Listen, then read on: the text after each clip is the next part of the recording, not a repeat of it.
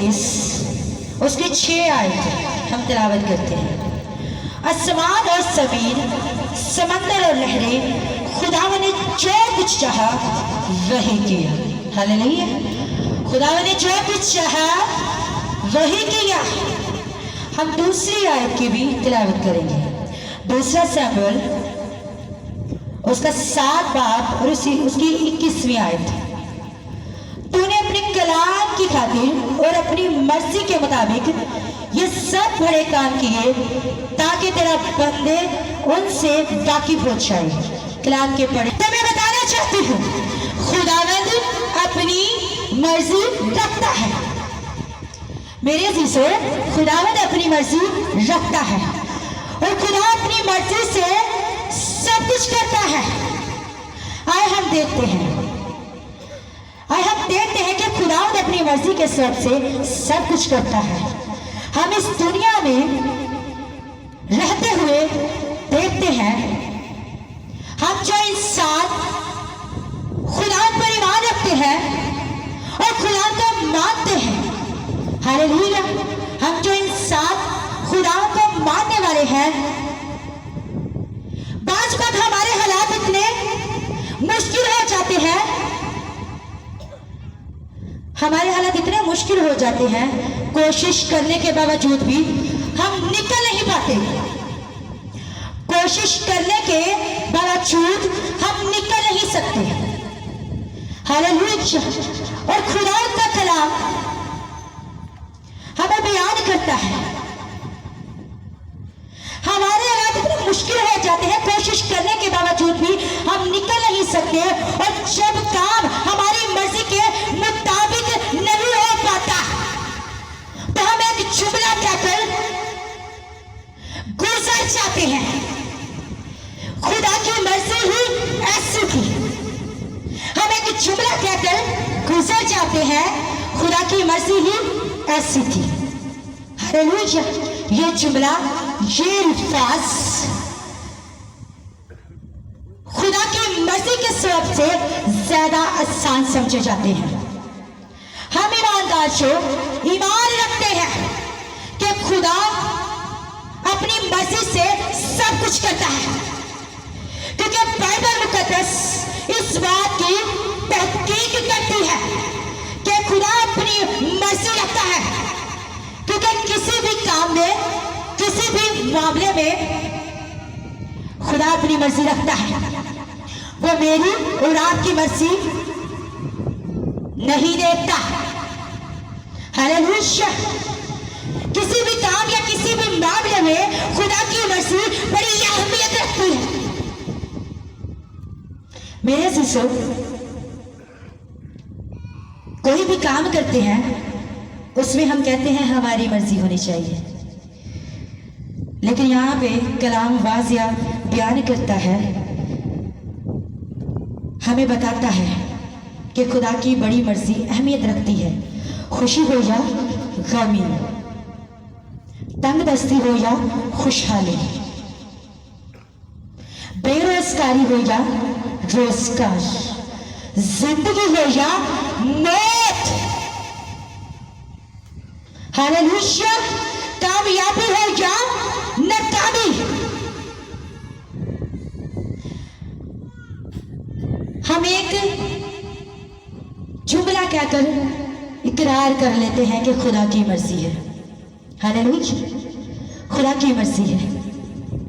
मेरे से हम उस पर मोहर लगा देते हैं, हम उस पर ठप्पा लगा देते हैं कि यह खुदा की मर्जी है, कि जो भी काम इस दुनिया में होता है खुदा की मर्जी से होता है। ये आम सोच है। दिन होता है, रात होती है,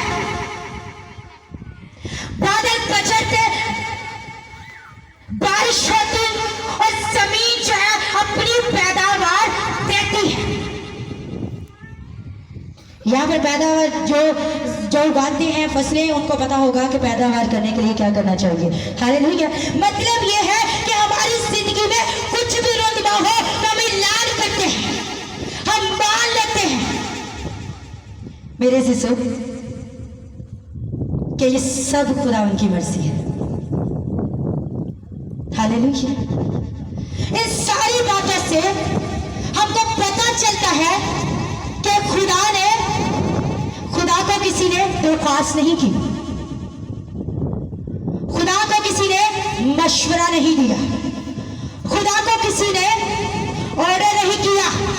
खुदा सब कुछ अपनी मर्जी से करता है। हालेलुया।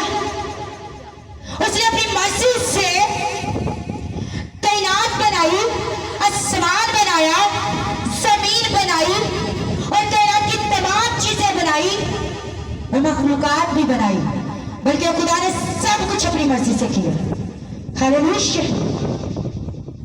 हम इन सारी बातों से, इन सारी गुफ्तगू से इस नतीजे पर पहुंचते हैं कि दुनिया में कोई ऐसी ताकत नहीं जो खुदा के इरादे को तब्दील कर दे। हालेलुया। कोई ऐसी ताकत नहीं जो खुदा के इरादे को तब्दील कर दे। यहां पर एक सवाल है, क्या कोई ताकत है इस दुनिया में जो खुदा के इरादे को तब्दील कर दे? बहुत से लोग हैं। कोई ताकत है जो खुदा के इरादे को तब्दील कर दे? क्वेश्चन है, क्वेश्चन।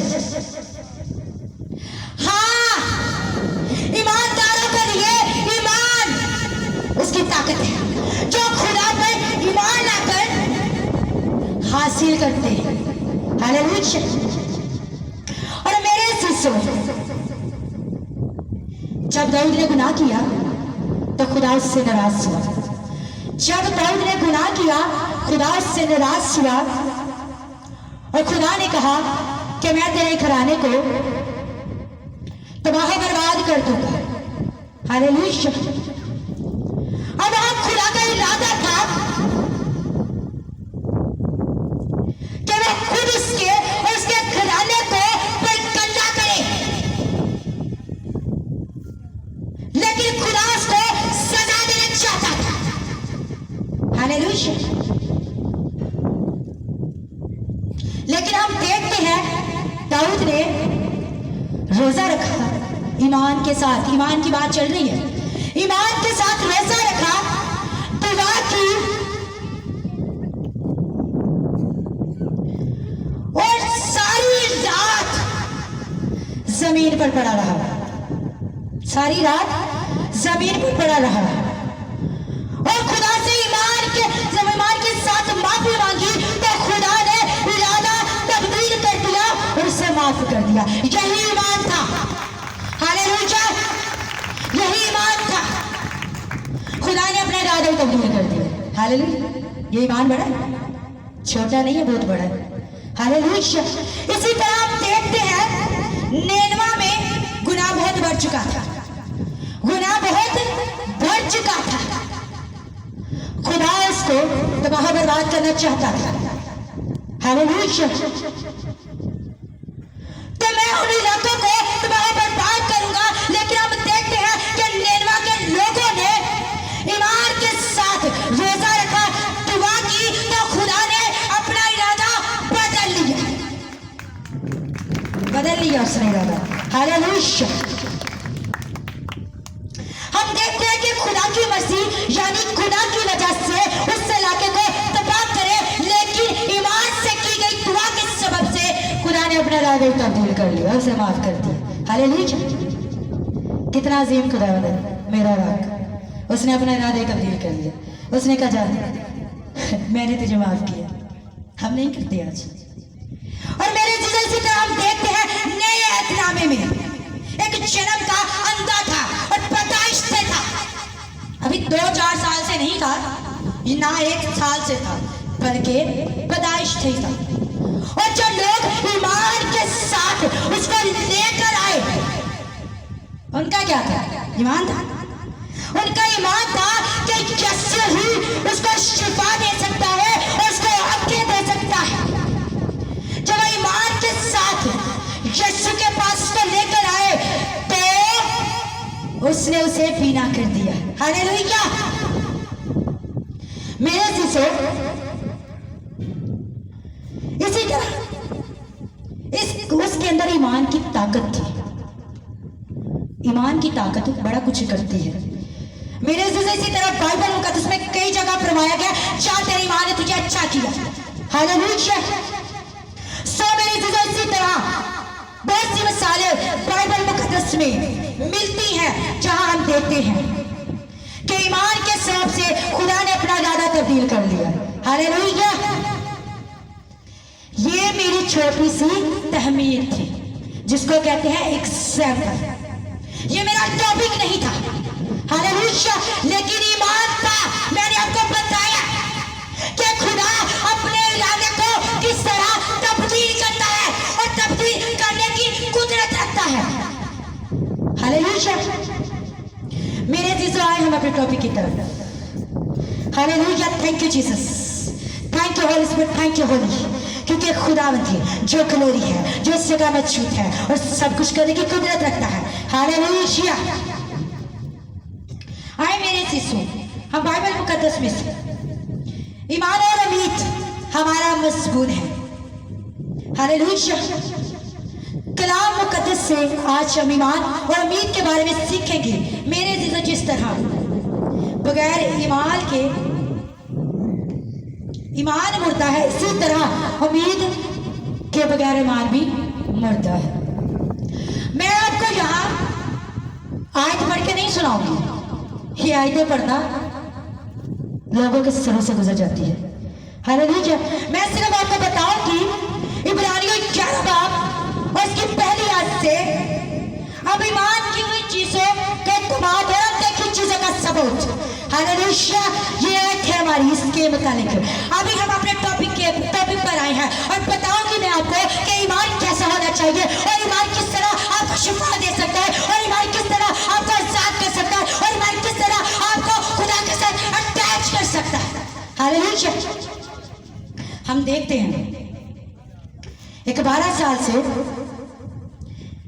औरत का खून जारी था। कितने लोगों को पता है? सबको पता है। हालेलुया। 12 साल से एक औरत का खून जारी था और मैं आपको बताऊंगी लूका 8 बाब उसकी 43 से 48 आयत तक आप पढ़ सकते हैं जाकर, ठीक है।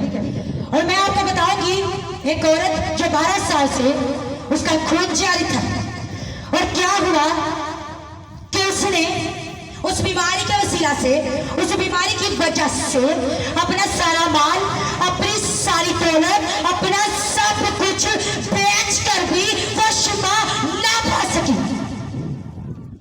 सब कुछ डॉक्टरों के पास गई, हकीमों के पास गई, सबके पास गई, लेकिन उसे शिफा ना मिली।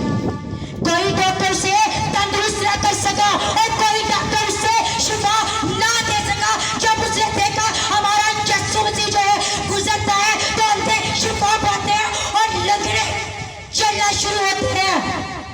और उसने कहा आज मैं भी जाऊंगी। हालेलुया। वो जो ईमान के साथ आई, उसके अंदर ये ईमान था, ये उसके अंदर ईमान था।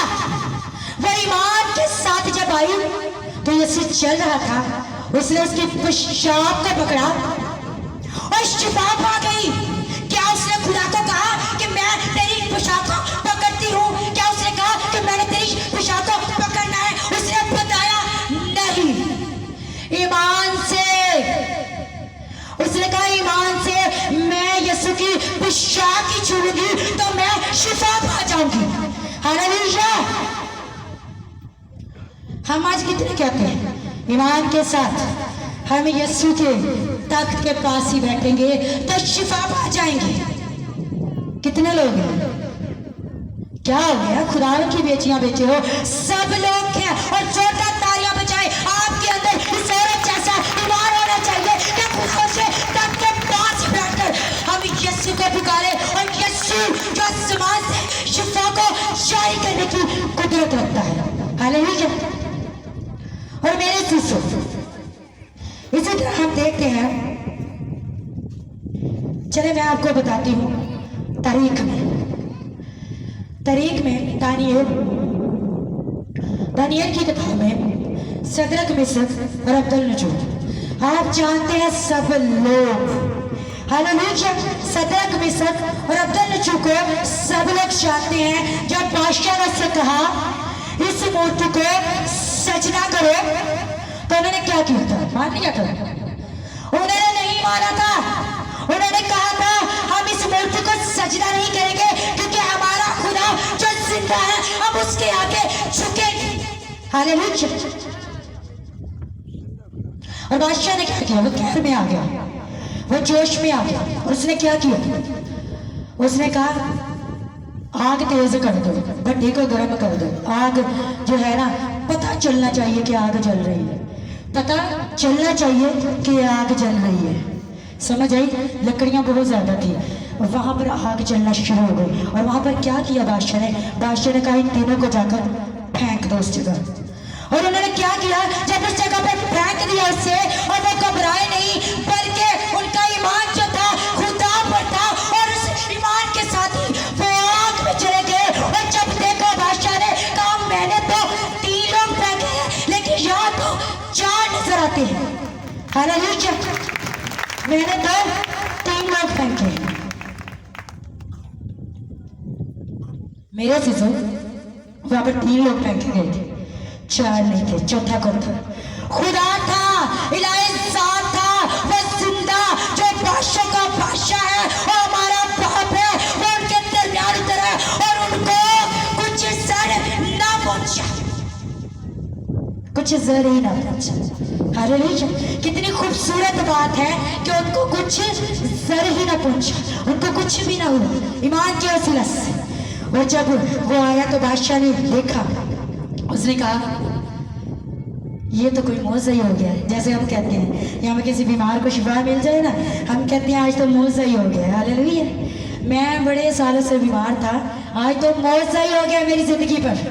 इसी तरह बादशाह ने जब देखा तो उसने कहा कि मैंने तो 3 लोग फेंके, लेकिन 4 नजर आते हैं। तो बादशाह ने कहा इनको निकालो, बाहर ले आओ। हालेलुया। इनको निकालो और बाहर ले आओ। और उसने उन तीनों के जो किसको मानते थे? खुदा को। और वो बादशाह भी जो था उस पर ईमान ले आया था। मेरे सीसो बड़े बड़े लोग जो हैं बादशाह, वो भी यीशु के लोगों पर ईमान ले आए थे, यीशु पर ईमान ले आए थे। हालेलुया। और मेरे सीसो इसी तरह हम देखते हैं दानियेल को जब शेरों की भट्टी में डाला गया, तो क्यों डाला गया? उसे इबादत से रोका गया। बादशाह ने कहा कोई अपने महबूद की इबादत नहीं करेगा। जैसे हम यहाँ पर इलाज जारी कर देते हैं, हम यहाँ पर फरमान जारी कर देते हैं। और बादशाह ने अपनी अंगूठी की मोहर भी लगाई थी, फरमान जारी हो गए थे। उसने कहा कोई अपने महबूद की इबादत नहीं करेगा। लेकिन दानियेल ने क्या कहा? क्या किया? उसने इबादत की, उसने अपने खुदा को छोड़ा नहीं, उसने इबादत की और वक्त पर की। और उसने जो उसका रफाकत थी, जो उसका खुदा के साथ रिलेशनशिप था, उसने वो कायम रखा। और वो बादशाह से नहीं डरा, वो बादशाह से नहीं डरा। उसने क्या किया? उसने कहा जान जाती है तो जाओ। लेकिन जब उन लोगों ने बादशाह को बताया, उन्होंने कहा कि तूने तो फरमान जारी कर दिया है। लेकिन दानियेल जो है वो तो मानता ही नहीं है इस फरमान को, वो तो रद्द कर रहा है। जैसे हम आज लोग जो हैं, कोई यहाँ पे खादिम या कुछ और ऐलान करते हैं कि भाई 3 दिन चर्च बंद रहेगा। अगर कोई आकर उस चर्च में प्रेयर करता है, लोग जो है उन्हें बताते हैं, तो खादिम को भी गुस्सा आता है, जाहिर सी बात है, ठीक है। लेकिन इबादत से नहीं, मैं आपको समझाने के लिए बता रही हूँ। लेकिन उन्होंने रोका, लेकिन दानियेल रुका नहीं, उसने इबादत की और खुदा के हजूर अपने घुटने टेकता रहा और इबादत करता रहा। और उन्होंने बादशाह को बताया और बादशाह के पास गए। बादशाह मजबूर था, बादशाह उसे सजा नहीं देना चाहता था, बादशाह मजबूर था। बादशाह ने क्या किया? बादशाह ने उसे सजा दी, उसे शेरों के आगे डाल दिया। और जब शेरों के आगे उसने डाल दिया शेरों के ईमान पे, तो मेरे अजीजों वो बड़ी खुशी के साथ, वो बहुत पुरसकून था, उसे कोई डर नहीं था। लेकिन बादशाह सारी रात सोया नहीं। हालेलुया। सारी रात इसी फिक्र में था कि मैंने दानिएल को किनके आगे डाला है, शेरों के आगे डाला है। क्या वो जिस खुदा की खिदमत करता है, जिस पर वो भरोसा रखता है, क्या वो इसे बचाएगा? Question mark. बचाएगा? बादशाह सुबह सुबह उठा बादशाह, और बादशाह ने देखा, दौड़ कर बादशाह गया। जब दौड़ कर बादशाह गया तो उसने कहा, खुदा के बंदा जिस पर तू ईमान रखता था, क्या उसने तुझे छुड़ा लिया? तो उसने कहा, बादशाह तू जीता है। हालेलुया। उसने कहा, उसने ये कह दिया तू जीता रहे। मैं जिस पर ईमान रखता हूँ, मैंने जिसकी इबादत की है, मैंने जिसके साथ ताकत रखी है, वो मुझे मरने नहीं दे सकता। हालेलुया। ये ईमान था, ये ईमान था मेरे अजीजों। आज हम बहुत से लोग हैं, सिर्फ डॉक्टर के पास जाना तो कबूल करते हैं, डॉक्टर से मेडिसिन लेना तो उन्हें मंजूर है, लेकिन ईमान के साथ खुदा के पास जाना ये उन्हें मंजूर नहीं है। ये उनका टाइम वेस्ट होता है, और ये जो रफाकत है, ये जो दुआ और रोज़ा है, इससे भाग जाते हैं। कहते हैं चलो डॉक्टर को जाइए, दवाई ला लिए, ठीक हो जाना से। लेकिन जो डॉक्टरों का डॉक्टर है, हकीमों का हकीम है, उसके पास नहीं आते। मैं आपको बताना चाहती हूँ, एक पंखा है ना, पंखा, जब हम एक पंखा लेते हैं ना हवा के लिए, कुछ एयर कूलर भी लेते हैं, पंखे की अगर पैर ही नहीं है तो वो आपके किस काम है? अगर पंखे के पैर ही नहीं है तो वो किस काम के आपके और मेरे? वो तो है आर्टिफिशियल होगा, और वो तो एक पुतला होगा, वो तो हमारे किसी काम का ही नहीं है। इसी तरह मेरे अजीजों, जो ईमान है वो भी एक पंखे की मानी है। अगर हमारे अंदर ईमान नहीं है तो हम जिंदा रहकर भी मर जाए, हम मर जाए। हम जब हमारे घर में पंखे होते हैं ना, खराब हो जाते हैं, हम उसे फेंक देते हैं। जब इंसान के अंदर ईमान ही नहीं तो उसे क्या करना चाहिए? फेंक देना चाहिए।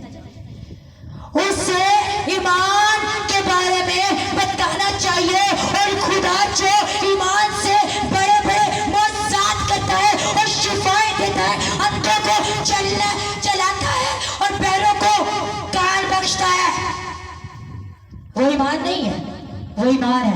बाइबल मुकद्दस बहुत जगह पर ऐलान करती है ईमान के बारे में। हालेलुया। इसी तरह मेरे अजीजों, हम ईमान के बारे में मैं आपको बताऊंगी। एक मजदूर था, उसको जो लोग थे बर्तमई, उसको खुदा के पास लेकर आए, लोग लेकर आए। जब लोग उसको लेकर आए तो जगह नहीं थी, जगह नहीं थी गुजरने की।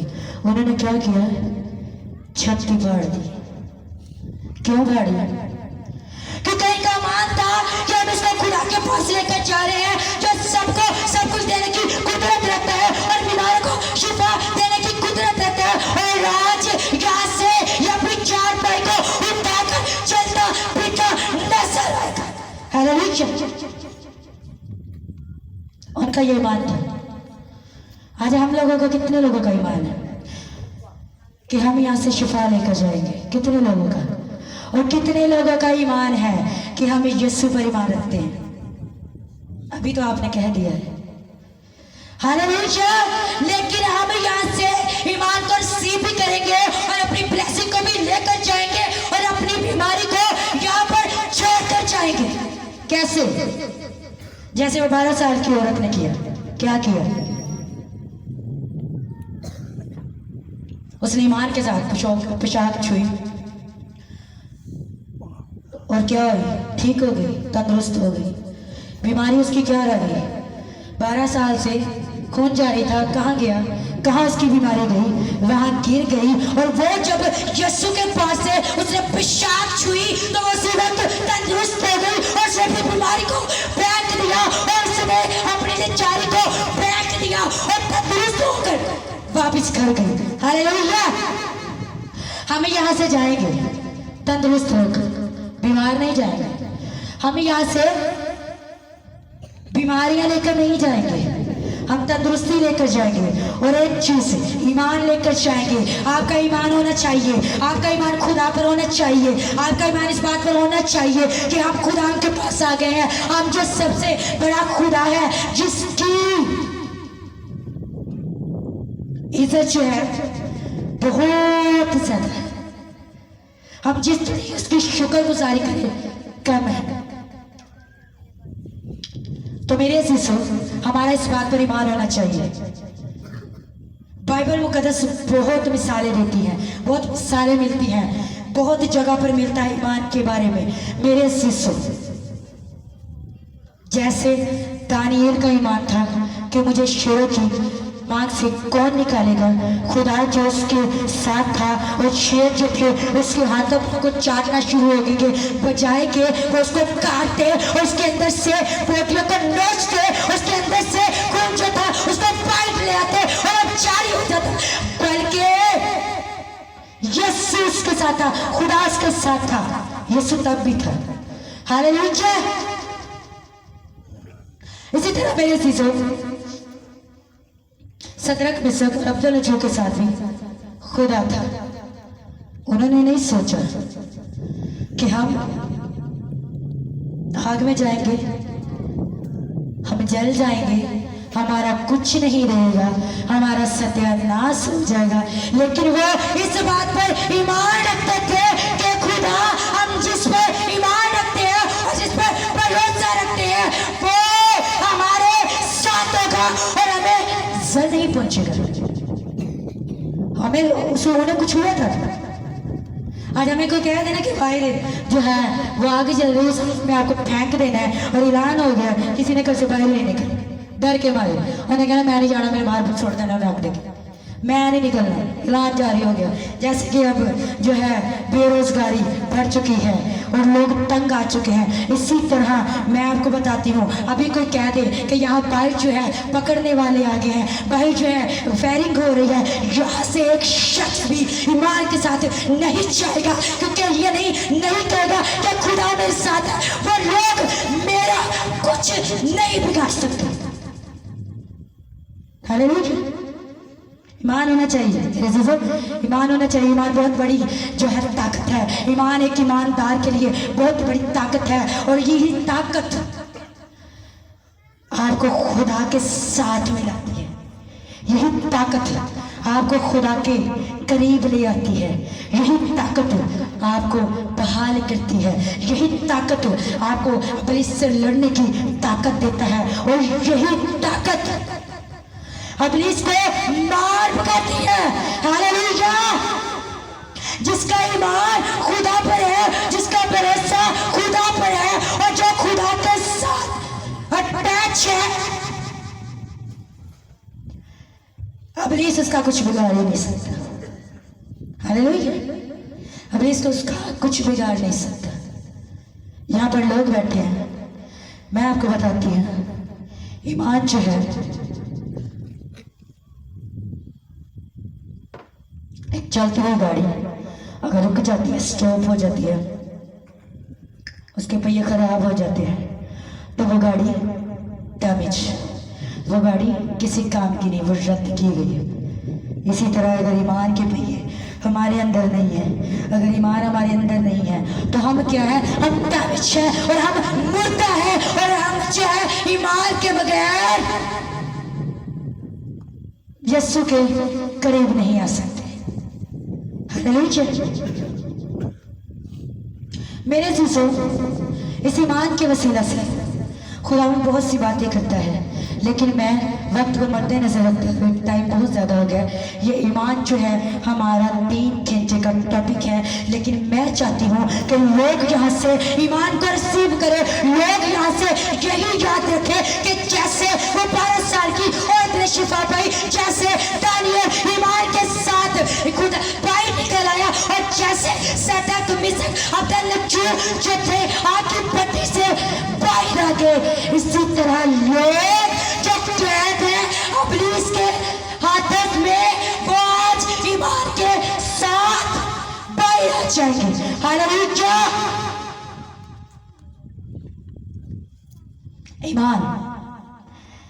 ईमान हमारा बहुत अहम है हमारी जिंदगी में। अगर ईमान नहीं तो कुछ भी नहीं। अगर ईमान नहीं हम मरता हैं। अगर ईमान नहीं तो हम किसी काम के नहीं।